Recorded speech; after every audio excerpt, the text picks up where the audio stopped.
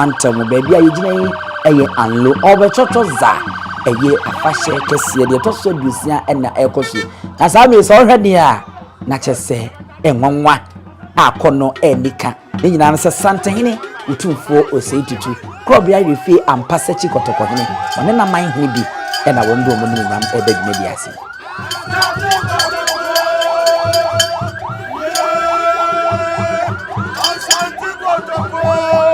eno no asante kotoko ennwom no na etwagu ho no bonso ne dom frontom fom no monso etwagu ho no wenso eye wo mo aduno won mo so ye hu abrafo enyina edima amanhene binom ma revisa asante kotoko hene wo amanhene baburo dusia ene edika no ho e ma won ba ntakra hene ono so ne so ne chefefefefefefe ahena na no popo sese a won eguso a won mo ewoso ebi ya akochem ekura wo mo ene ade a edi Asantehene enim akochem ne ekura ayese papa no no ena de ayese ntakra no na me se abo bia ne hu pa a wonwura mu ne ntakra ena yetutu a ye de aye na ye ahene nananom wo mo kwa ena wonu kura sa ade ya wo mo de woso ede kire opemso ostumfo oseitutu Asantehene itumi ni huhu a ehu ene ne mudura eyo eno no ti da bia oba ubonse ebidi animu aye wo so ono nko a ene wo hene mprempre Ghana hade ukuta saa entakra bia ye wo so edidi nanim na kire ahuhu akukoduro abuoduro ene sede na ni onyam esitie ewo hono saa enso na ade na ayese papa no echem eno nso no kane no eno na asrafo Asante asrafo wo mo ede kokon bon se abrantie bi da bia openso oba bon se haban awodro nyenya ka ho ene bia ka ye ntimi mfa ntudwa bebre eka ho a ni nyina ekise tumi edi Asantehene nim na ebo no banye ye nim ni se so krabrifo bi ye na adwen se obedi bone a ahaban kra timi twitwaje di ka so ano kra chese enu openso enim ewo ehono ene asantefo a wono ewo framantam ha ebinum ahemfo bebre wono so eka ho a wono besi a wono ehene ena amanhene na ebisa atwe wampemtepa amanhene mehunu ewo hono ya hene a woye ohene ba a no hia ne pa ye hu ono so ewo ne amanhene ahodoa aka nyina eka ho ena omudi Asantehene nim a omode no ebe dwumadie no ase ewo hono na obi bebisa na Anlo ne Sante de we de nkansi na enye omoyi na nkefa Sante ho be Anlo ne Sante wono ye nuafo a efriti de edibesi na enye ne ena sanka bomu ebe nti na wode ani so tobesire ede ma Asantehene a ono nko an wo hena otubofo ba ne na so wo bese no se dwumadie sei eba so ho ntakara no ena ye burumu no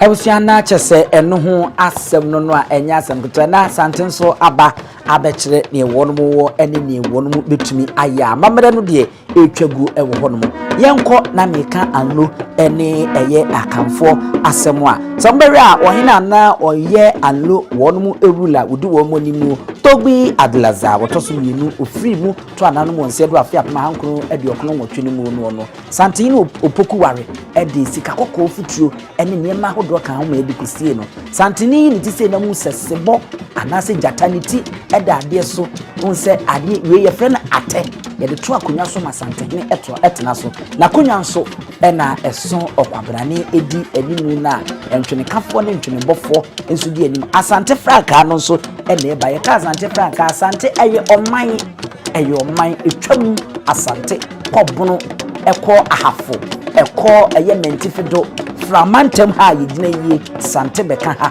ati se etwam ekotogo ene Ivory Coast no nyina Asante eye oman a sabiu enye kurubia se bi ni franka no ahabammono sika kokko ene tuntum eno nie ena etwago Asantehene ene yaso na apakemu a woba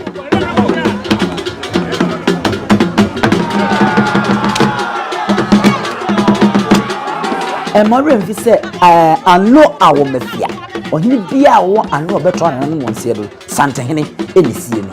eno eye abakwasem amamre da ho de besi ne enti Asantehene Anlo no enye adeketo asa na wo hwa toaswa Asantehene Anlo ekambomu a wono ye military alliance asafo enkambomu a 18th century wono mona enye asenkoto asatemu se na Asante ene Inesi broni enya ekokese a na wono kono no ekudu baabi ana Asante yentimi entwa na yenko asuo no ntwa enko kope akode no na Anlofoi na na ebo Asante na wo mode akode ahodo edebre Sante ema wo mo edidi akon enti wono ebe intermediary ananse wono beda adantamu a na wo mo bo Asantehene ena eba ne yenhwe wo so no kakra wa pakani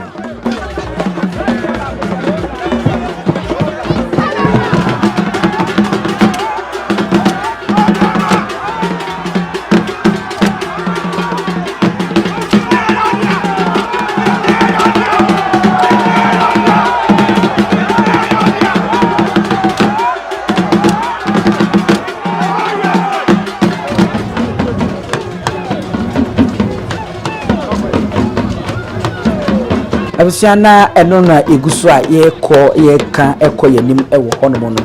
Asantehene otumfo se tutu ankasa otoso menu de ebre di kan ya Alo odinani akyiremu ho afahye ekoso no eni enso obeta akonya so de maremfi se odani kyiremu akyam eko afahye a na wo mo ye no honomo no so ekokobwae ena Alo eneyi wasa abawo ho enti Alo ne Asantehene durume bi na Anlofo no ete ese wo hwehwia ensam de ekoso wo nyesi abrofo na wo mo Asantehene mu e de beto Asantehene enim ene ne nakofo ene mu sei ena ekoso 1865 mu Alo ebo modern ene Asante ekie bibi efense tripartite alliance ya ana eno ya Asante ene Akomus ana wohene wo eye Asantehene kwakudua wono no na Asantehene kwakudua ko ekura echie no ena ne wo fase ana onye mfinhye durunum efense Asantehene Kofi Kakeri wono ena ebaye Asantehene Kofi Kakeri ebaye beto aso ema wode afana ye fense awa dada azolo edi kan represented na yenua mwenhwe de ekoso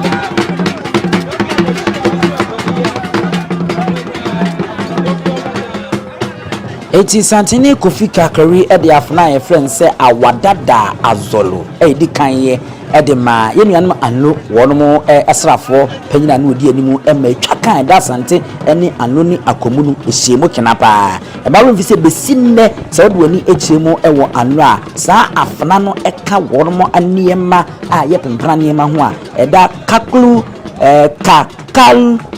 stew of Anlo Kaklaku stew of Anlo a enye asempetra Asantehene toaso ema wo asase yantam ukumase anma ye fense Anloga anase annaga se de anamoka no ene yenya Anloga junction nyina ewo kumase anoma enye asempetra eno ene odidin ye fense Anlo kotoko ede ema wo Asantehene ene esie fra pakema woko na wakwa akotena se ewo ho no se wo hwa na Asantehene ne sie awomafia of Anlo die na ne Hogbetsotso baso ya to nsa dia friendia na se wono titi na ebehiem kina amenne afashi etini akoso a enye asenketoa emprempren yenuan anwonafo wa akwanya akoside so opunso wura nkonwade mu akoye amamre ene amane a ye wo anwonafo hina woka ho ema wono mo ehwe no mo koye amamre se ya akoside anase odwura emprempren anwonafo hina wo kroma ye friend se Tobi SK Fuga wono wo kumase Asantemantem ogina Anlo community anemu ewo hono nti Asantehene ene anasa Asanteman ene Anlo kabomu no de enye nne efititetetetrede edibisi sabere de ohene atenase Togbesere nso ene oto asafo ene de asa Asia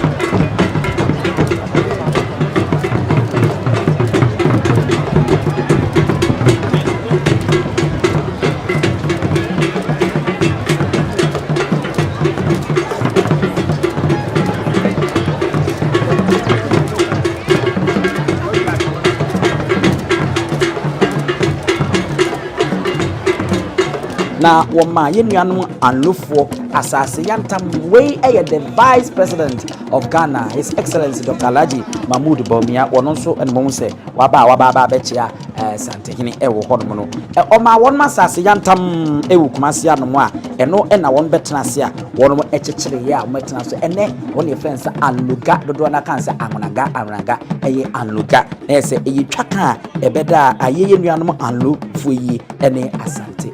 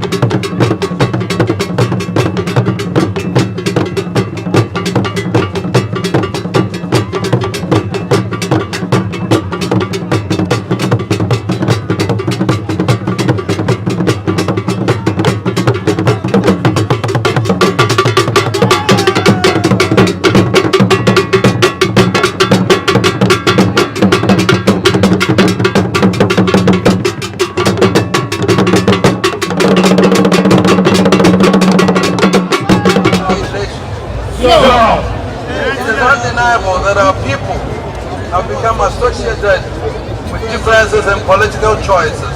to an extent that has injected some unwarranted mistrust and compromised the brotherly harmony conceived by our forefathers. It cannot be our role to question the political choices people make in our modern democracy. But I'm sure we can all agree that it is patently wrong to deduce from the differences in political choices or religious beliefs the existence of any inherent animosity between our people. And it is patently wrong to allow such differences to erode confidence in our heritage and generate enmity and strife between our kith and kin. Our forefathers knew who they were and what they were doing when they forged a concrete alliance between Asante and Anlo during an era dominated by intense warfare. In the past century, both Asante and Anlo collaborated on many issues as the country struggled through periods of change. Asante dutifully created an Anloga division as an equal part of the traditional administration of Kumasi. Indeed, we have gone further to create a unique traditional system of governance which provides for every ethnic group to be represented by its own chief on an equal basis. How better can one reflect the depth of our respect for harmonious community relations? It is in this evolution that you see and experience the heart and soul of Asante and the essence of its commitments from Hogbetsotso to this day. Asante does not go back on its word and does not renege on its commitments. Asante's strength has been built upon its fidelity to its word. So it has been over the centuries.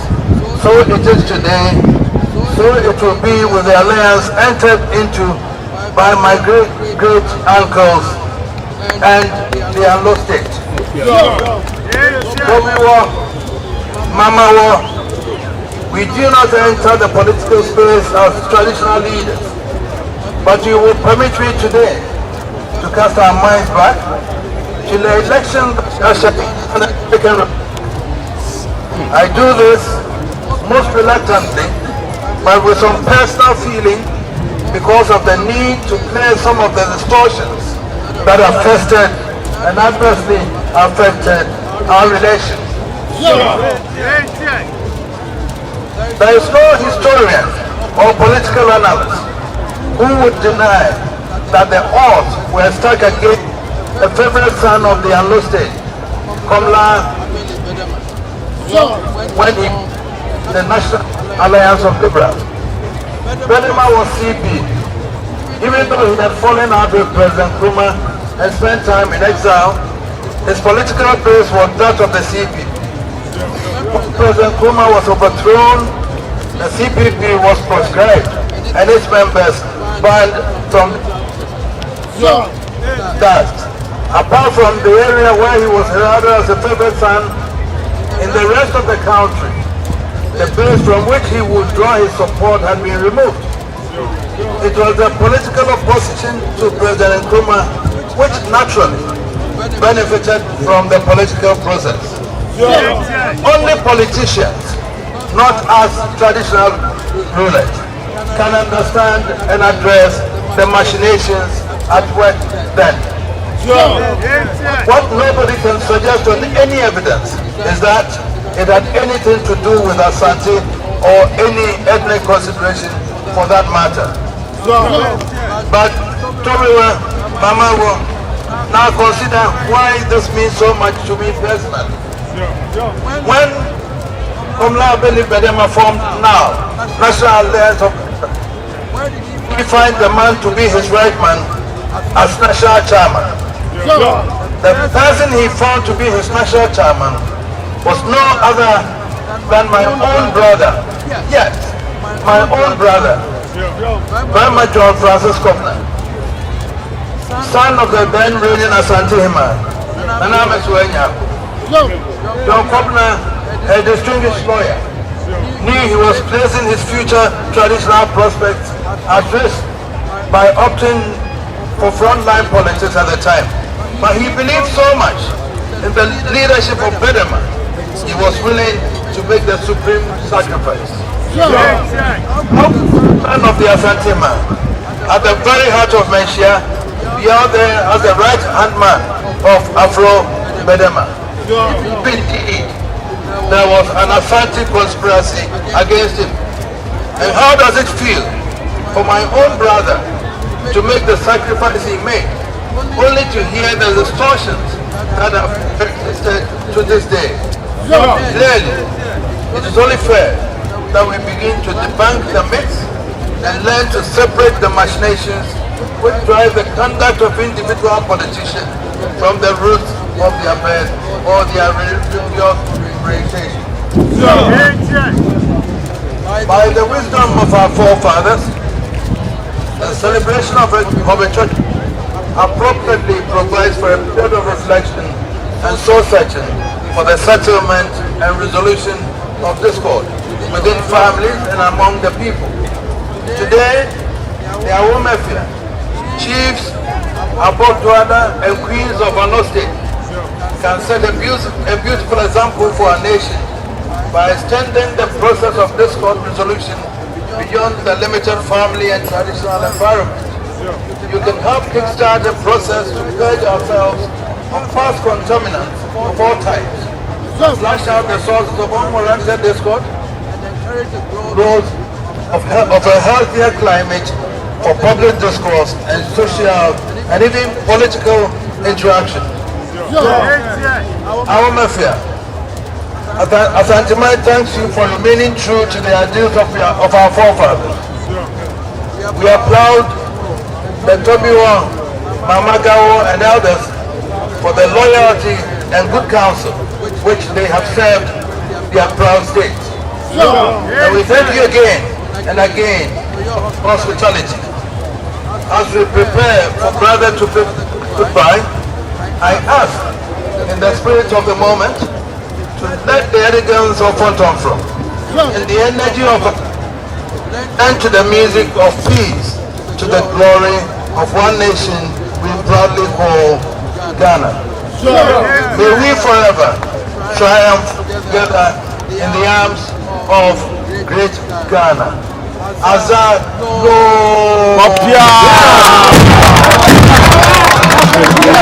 Smart or Yensin training monks would dear son. Sempre play Anlo or Hina would draw woman name Mukumasia, a Toby SK Fuga, or no any Anlo traditional chief. A woman. I say Abaka 7 Efa Anlo any Asantehene and was.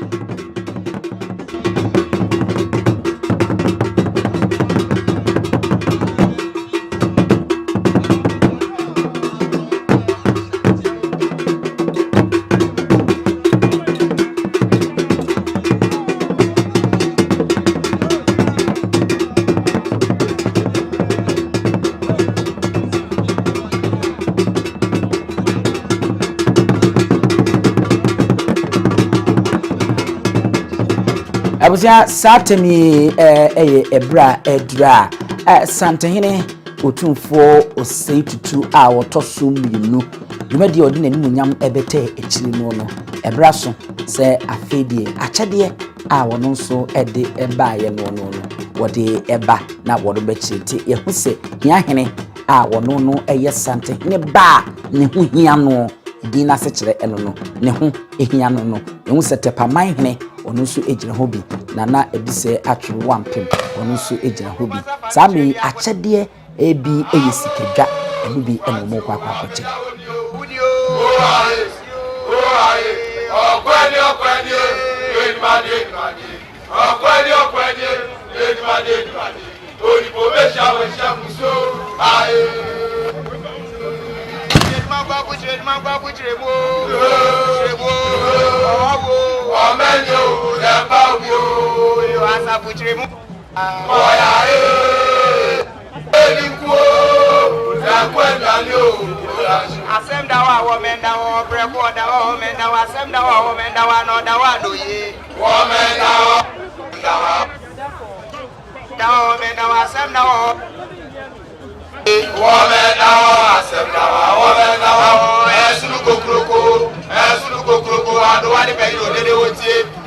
Enti achade ni bi no sesedwa ayanwe no kama ne de sikedwa emfonyini aya hyenso de aboso a ejina ho de masanteman eno na yehunu se edaso ya enye asemketo a wonmo de ekoche togbe sai a otoso emiensa ewo ehonom abusiafo hiahene ene de nsa akoto togbe sai a otoso mino Anlo traditional council wonom panyipa a wo chia no ewo hodom no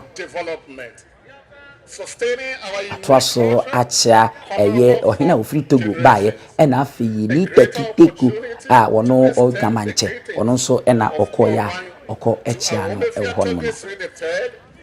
and his people during the celebration of a very development-oriented festival which to come gives the Anlo state a great sense of unique identity, direction, and recognition. Togo, Mamao, da Sibre Akuo Japan, the Kwauhine, beg ye abusuafo asaman kese man hene wono nso na wachiachia ahemfo no wo eye pono no so ho no no tepa man hene nana eduse atwe wampem aman hene a wo mu di krobia irifie ampase chikotoko hene echi baye no wono bi eno no kabom aya dia ema enkosoba empuntu so eba abuja sa wo hwe die adria afei na fronton from twene kafo wono nso erabunsu ene ne dom a wono efie santememu di opumso achi no wo mu na edi agro e wo no na se wo kan na de ba bunsu mensa nifa so otoso mensa mienu e wo hono ha na ofi mensa bonkum so a otoso mensa e wo hono wono e na wono de asade ejine mu ne ntwene ne kebu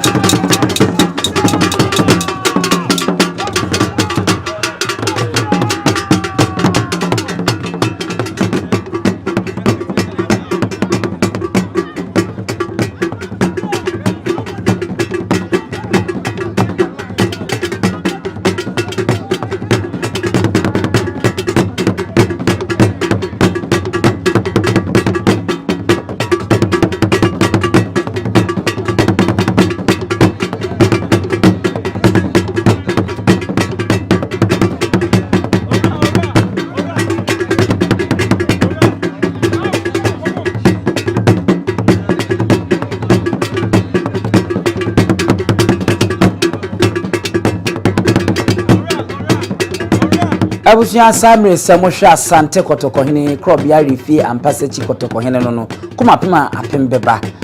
otu force etutu a wotoso minu abebi no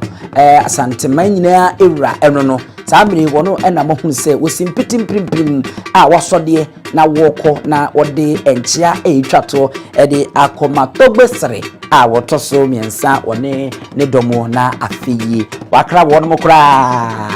na wadane ni na odi feed medina se enne broni beka se medina aye colorful aye Nyansapo the Anlo state Hogbetsotso za eno etoso edusia eno ena yehun ya ene akoso opemso tumfo osetutu a wotoso mienu wode na nyam ebeta eche maremfi se Dr. Alhaji Mahmood Bawumia ne besi nana adodan kwakufu ado enem Asantehene ono a etu ne nan titia ne mpaboa so tia ekoi Tobi Agbesi Amusu a wono toso mienu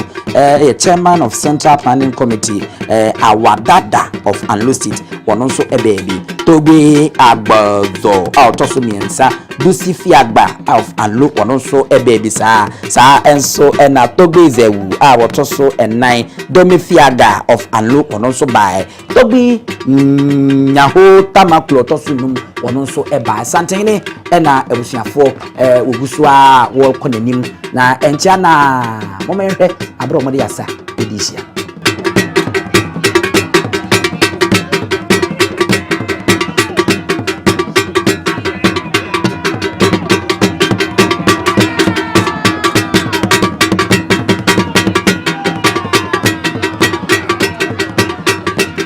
for Sabri Afina Krobia Sante Kotokohene woye eduru esro ho no ye nuanom Nigeria fo bia wono so baaye na mo nsa wono nso afade kama igbi ne nkrofo mo nso chia wo so sisia na fei ana Sante Kotokohene akakuma bi na eduru no so na ono nso ebechia na wadan nani enwu se peposese no eye aboa wo wura mu a ne hu ye pa ne ntakra na ha ne wiase afa na nyina ne hu se bi di wohene bia anim eka Asantehene ho wono ne aye ne ya ahene nananom wono nko a na wono ekura sa entakra yi ewo hono ma enye asem ketwa abusiafo togbesere a wono wotoso miensa na ehu se wasori ejina eludie ene ambrase kwaso a odi hia Asante Kotokohene na afiyi ode nsa ede atunse waye na tu ewo hono ma ade no akwasem no aye nika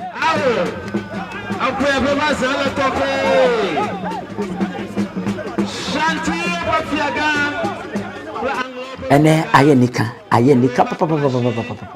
ewo Anlo hanoma ena fombra sentrofo breyi na so se tie bia ye hene konde ewo se yedi animu na yekofa de brem titiri Nyansapo kasamfoni so ye sana na badwem basan se obehwe atwa na so de wonya na hwe ni nyina awia e afato to ho na hwe quality no ene sedie enie medi akire abakwasem nya abotrecheche nsem mu saa ena de ohwe ye no na etia na ye sana nyina e obadwem bakwan so ede mamo e wa hanom Asantehene no Samri won wachacha afei na wodru ga manche so ano so wode nsa ede abeto ensamu e wo hono ma refi se Samri die lese dwumadi na ene ede ba awie na mamemfo wenhyem togbe dikpeli hudu a otoso 9 president of Volta Regional House of Chiefs wono nso e baabi e won ma na enye asem 20 mpanyimfo a ombedrisi occasion no ma refi se ewe fiaga togbe agokare a wono eye king of notie e wo Togo ono nso e baabi e wono na ono nyamfo Dr. Achibayawo last Volta Regional Minister nso e baayefo yemfa munsi na yensore so e wo hanom midi ene abusuapani onsu eduomi dabi